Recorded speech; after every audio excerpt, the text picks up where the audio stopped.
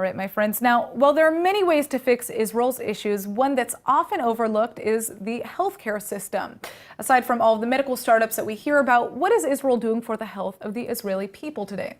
Joining me now to answer that question is the Vice President of Unipharm Limited, Dr. Ron Tomer. Thank you so much for joining us. Hey, Natasha. So tell us about your company. What do you guys do? Well, actually, we are a 40-year-old company that's doing generics in Israel, until now only in Israel. Generic products, if some of your viewers doesn't know, are actually products which are of an original type, which you sell it at a cheaper price, make it more available and more accessible for many of the population, and cutting the cost of the national health spending. And it's extremely, extremely important that these drugs exist for, like you said, those people from lower income background. Now, we understand that you... Not only lower income, everyone. Everyone, of course. From I use generic brands all the time. Unless they're very rich, they need to have a more accessible, more price-concerned medicines. Absolutely. Now, we understand that you have just finished building a new facility in the north, correct? True. Why did you choose to build there? I mean, it's clearly not the center of the country, right? The hub of where everything's happening. First of all, Israel is small, so center and north is not such a big difference. But we built it in a new industrial park, which is a joint industrial park of 4 municipalities. Megiddo, Yokneam, which are both Jewish, and Daliat El Carmel and Osefia, which are Druze municipalities.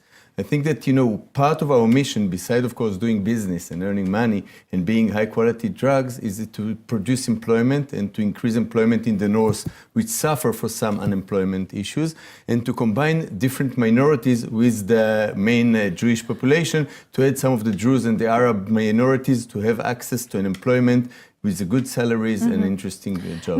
Now, there was a recent closure of some of your plants, correct? What are your feelings regarding this, and why did that happen? No, not my personally. Of course, we're speaking in Israel. In Israel, I would say the last 5 to 6 years, we see that industry is declining. We see that the part of the industry of the GDP is getting down. And while in Europe and the US you hear President Trump and the European leader try to increase the part of industry, in Israel you see many, many closures.